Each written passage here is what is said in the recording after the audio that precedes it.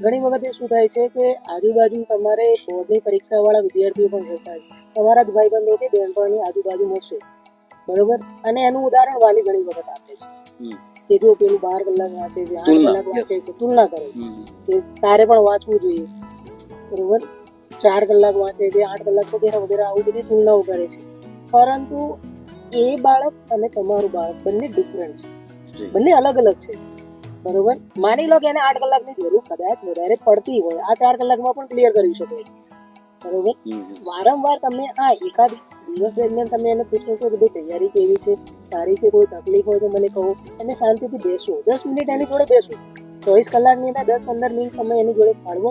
કોઈ તકલીફ છે, આવડે છે, નથી આવડતું, ચિંતા નહીં કરવાની, હું બેઠો છું, બરાબર? પણ આપણી તાકાત, તારી જેટલી તાકાત છે જેટલી તું તૈયારી કરી શકે છે એ પ્રમાણે તૈયારી કરવાની છે. આ એને કોન્ફિડન્સ આપવાનું છે. પણ પ્રોબ્લેમ શું થાય છે કે વાલી દ્વારા સૌથી મોટી સમસ્યા એ થાય છે કે એને 24 કલાકની અંદર વારંવાર જ્યારે એ વાલી મળે ત્યારે કે વાંચે છે કે નહીં, વાંચે છે કે નહીં, બરાબર? તૈયારી કરજે, બોર્ડની પરીક્ષા છે,